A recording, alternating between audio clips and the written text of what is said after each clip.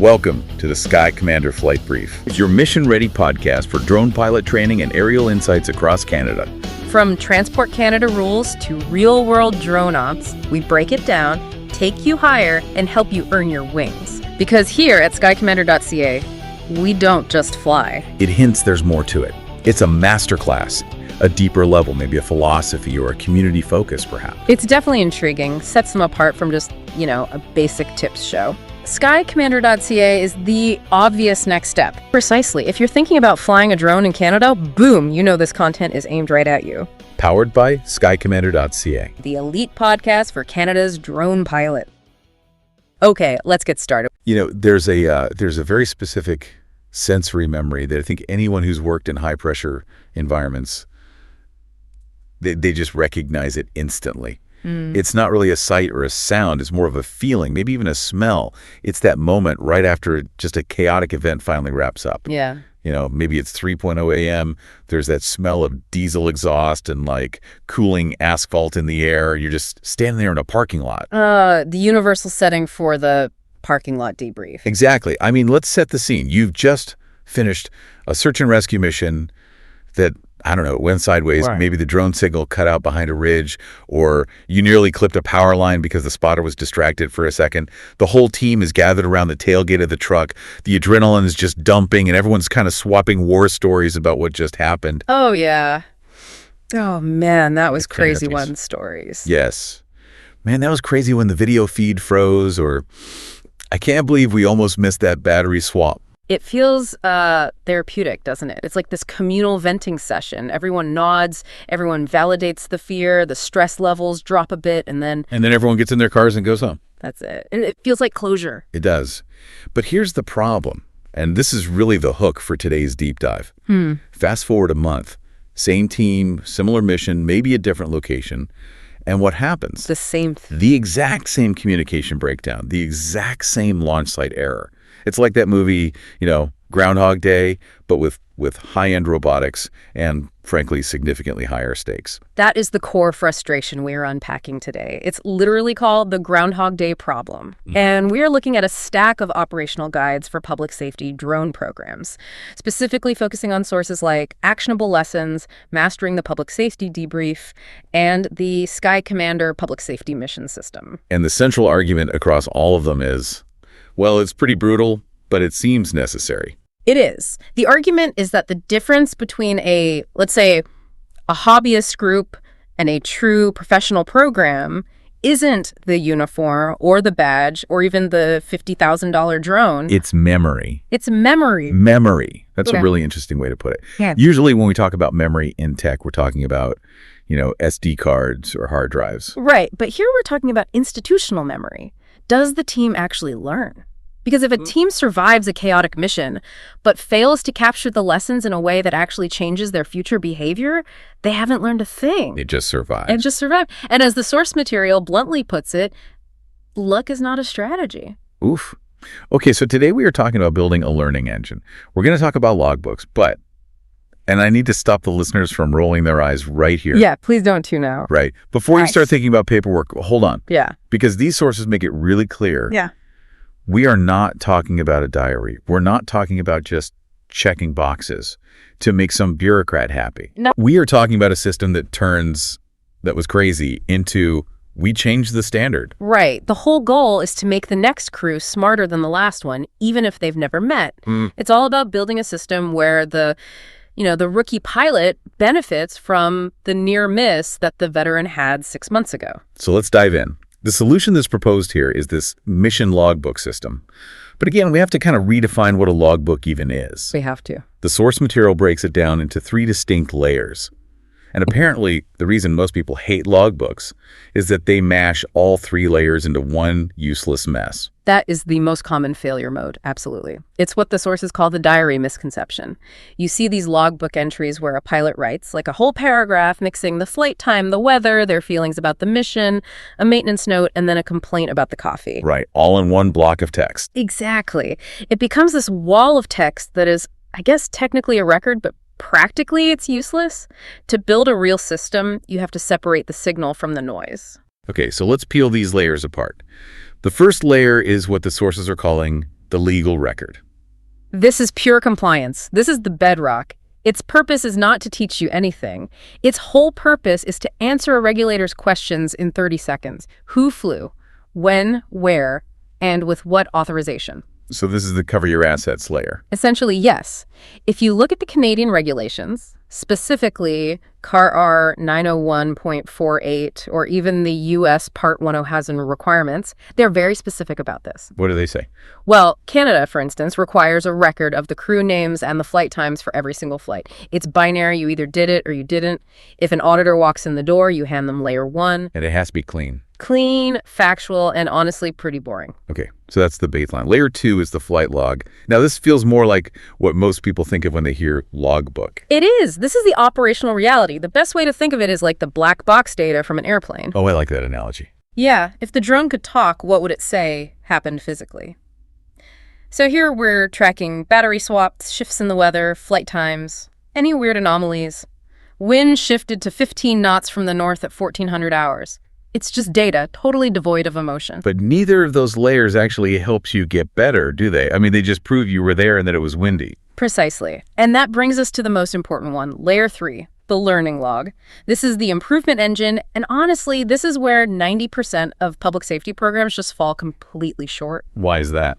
Because the purpose of this layer isn't to record facts, it's to convert friction, those near misses, those confusing moments, into actual system upgrades. There's a really impactful line in the Sky Commander source material that I think sums this up perfectly.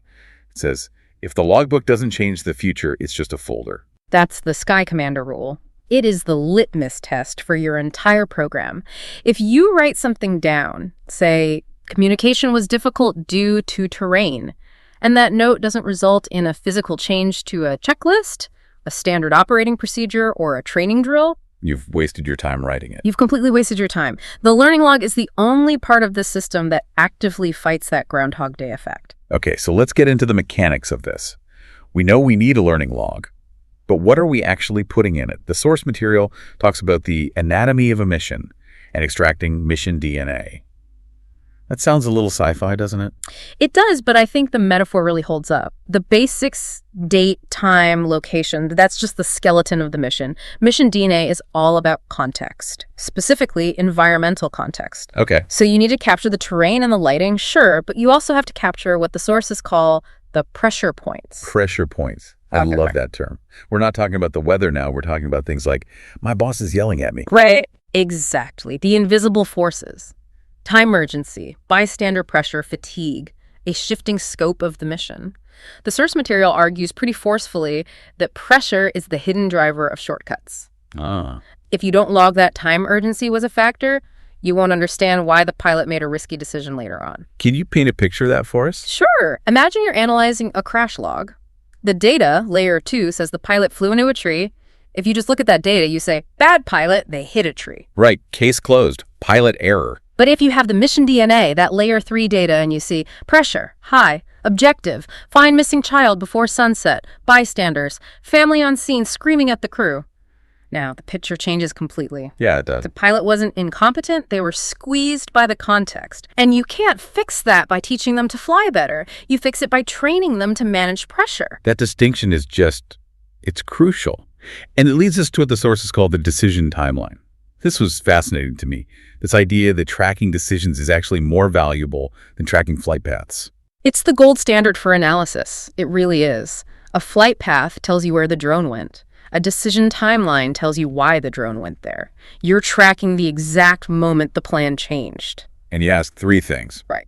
What changed? What did we decide? And why? Okay, let's walk through an example. Say we're mid-mission. Okay, so let's say you're on a search and rescue mission. The plan is to search Zone A, but halfway through, the incident commander gets a new tip that the subject might be in Zone B, which is across a river. And the weather's getting worse. Yeah, the wind is picking up and your battery is already down to 40%.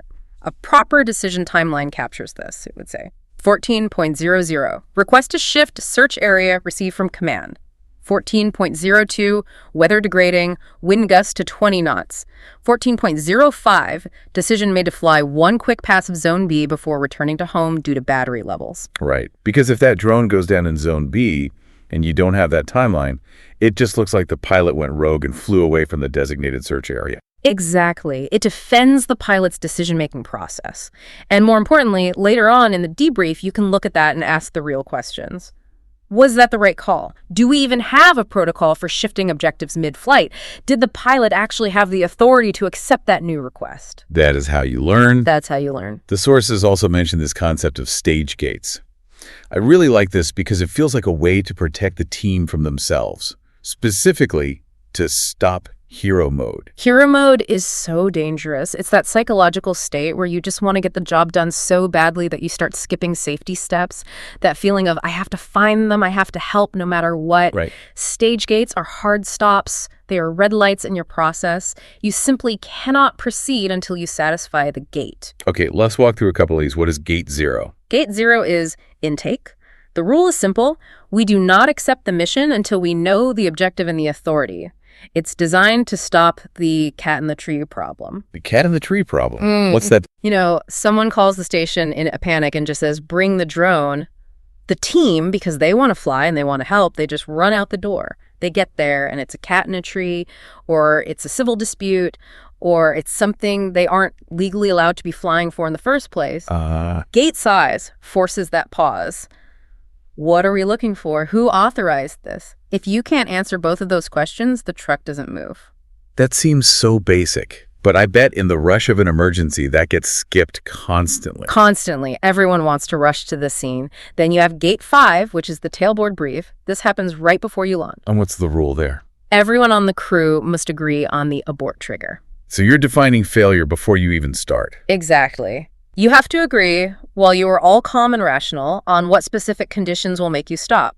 If the wind hits 20 knots, we land. If the crowd crosses this police tape, we land. Because if you don't agree on it beforehand. If you don't, when the adrenaline is high and the chief is watching over your shoulder, you will push it. You will normalize the risk. And gate 10 is close out. Right. A mission isn't closed until the lessons are verified. You don't get to just go home and forget about it. It forces the discipline of actually finishing the job, which includes the learning part. Okay, so we've flown the mission, we've logged the decisions, now we're back in that parking lot. We're smelling the exhaust. The sources are very, very critical of how most teams handle this next part. They talk about the art of the debrief, and specifically something they call the timing problem.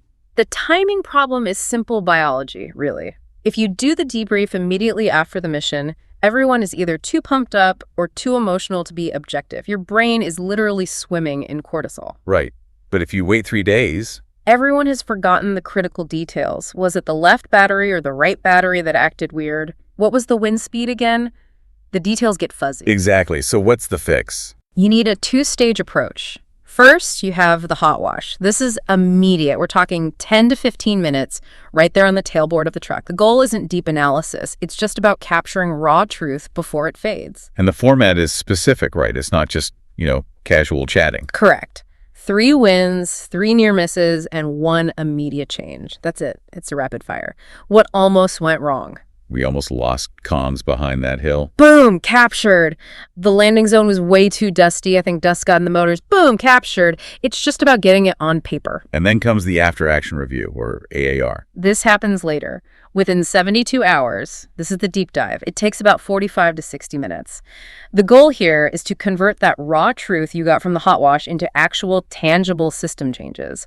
And the sources suggest using 3 core questions. They call it the 3Q method. Okay, what are they? 1, what worked? And not just nice flying, Bob, but what worked in a way that should become a standard for everyone?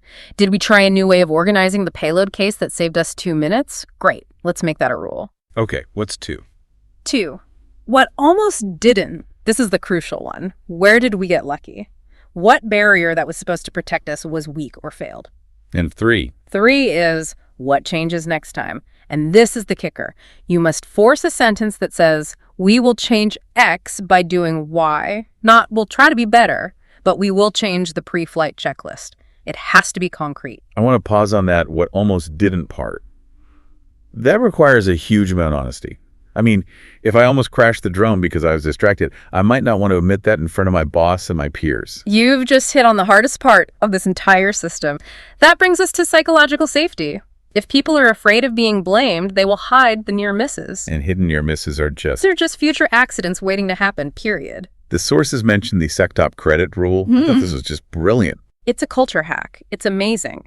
The rule is, if someone on the team calls a pause or an abort during a mission, even if it turns out to be a false alarm, even if there was no real danger, they get praised first in the debrief. You explicitly say, good job calling that stop. That was the right thing to do. So you turn honesty into status. Yeah. Instead of being the guy who ruined the flow, you're the safety champion. Exactly. You reward the behavior of speaking up. And you combine that with the no name blame rule, where we fix systems, not people. And you create an environment where a pilot can actually say, I got disoriented for a second, and the team's response is, okay, why? Was the lighting bad? Was the screen glare too high? Let's fix the kit, rather than you're a bad pilot. So we have our raw truth. We have our AAR. Now we enter what I think is the most technical, but also maybe the most impactful part of this whole system. Section 4, from observation to action, the learning loop.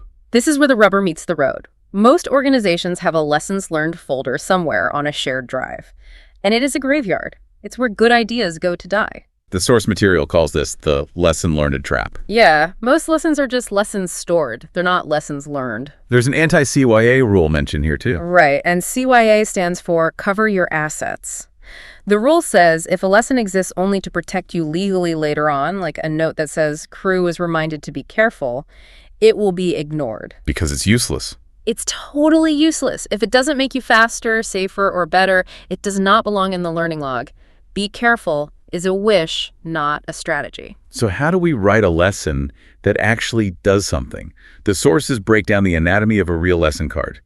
It has 5 parts. Let's walk through them using a specific example, maybe something with radio interference. Perfect. Yeah. Let's say you lost connection during a flight. Part 1 is the moment.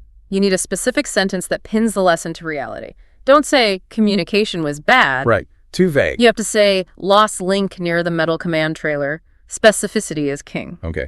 Second part is the cause. Primary cause plus a contributing factor. So RF congestion, that's the radio frequency interference from the trailer, plus a rushed comms check. It wasn't just the interference, it was that we didn't check for it because we were in a hurry. Okay, that makes sense. Third is the cost. Why do we even care? Risk of flyaway or mission failure. You have to sell the risk. If people don't think it matters, they won't change their behavior. And fourth, this seems to be the most critical one, the new standard. This is the non-negotiable part. A lesson is not real until it becomes a physical change, a changed checklist item, a new line in the standard operating procedure, or SOP, a new label you stick on the kit. If you can't point to the change, you haven't actually learned the lesson. And finally, number 5, the trigger rule, which is when you see X, do Y. Exactly. So if the command trailer is present, launch from zone B at least 50 feet away. It takes the thinking out of it in a high-stress moment. It builds instinct. This leads to the concept of the change packet. I hadn't heard this term used this way before. It sounds so official. It's a great term because it emphasizes that a lesson is incomplete without a packet of work attached to it. A change packet is the deliverable. It's the actual updated PDF of the checklist. It's the physical label you just stuck on the battery case. It's the micro update to the pre-mission briefing script. So instead of just saying, we need to check comms better, the change packet is literally add comms alignment check to line 4 of the pre-flight checklist. Precisely. One is a sentiment, the other is a system upgrade. Now, you can make all these changes, but how do you know they actually work? I mean, maybe adding that line to the checklist just makes the checklist too long, and now people stop reading it altogether. That's a great point. This is where Section 5 comes in, verification, and the next 3 missions rule. This is the closing the loop phase. It's critical. You've created the change packet. Fantastic. But is it actually fixing the problem in the real world? The rule is you audit the next 3 missions where that scenario could apply.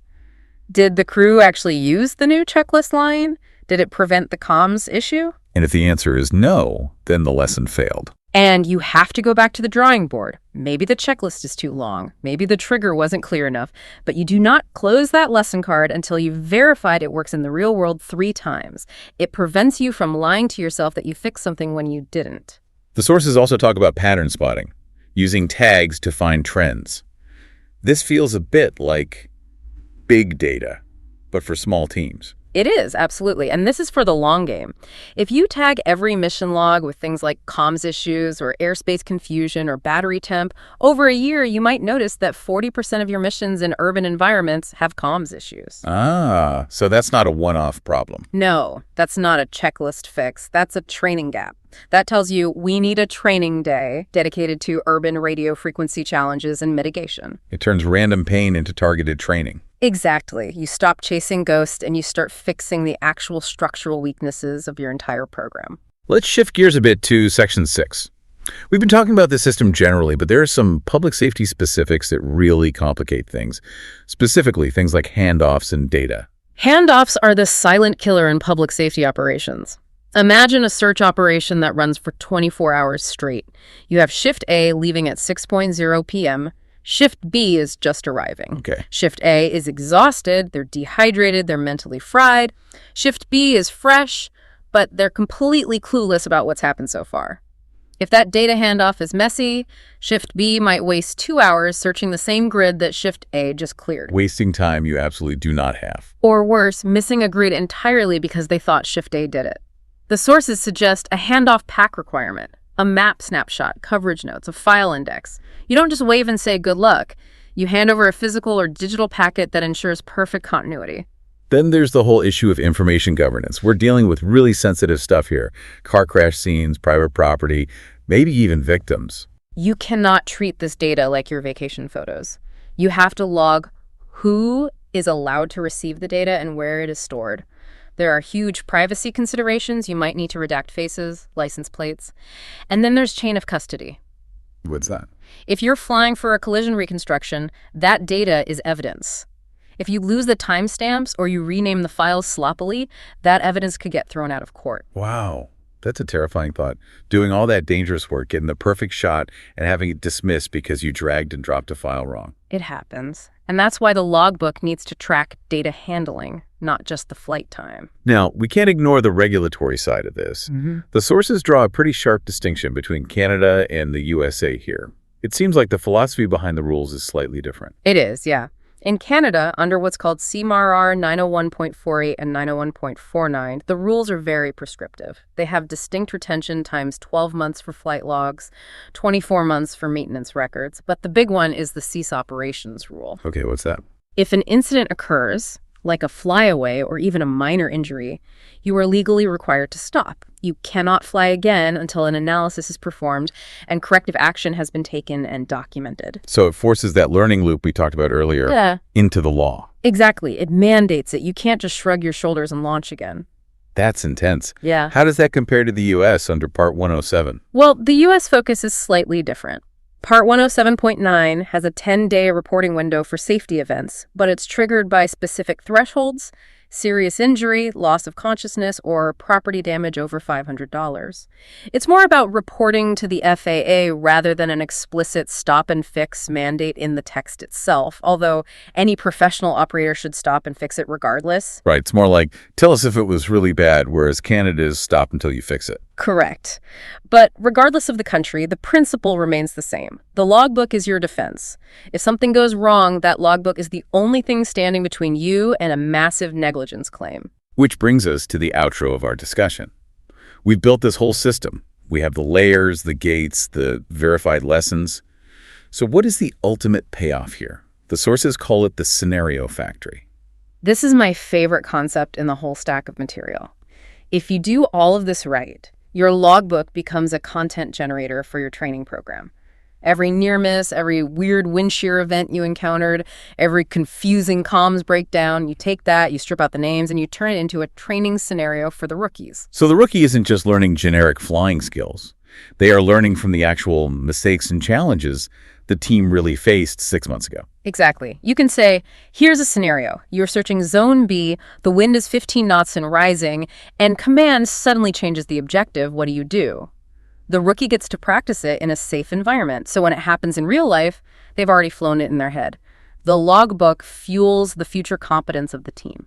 That's really powerful. It stops being paperwork and it starts being a legacy. That's the big takeaway.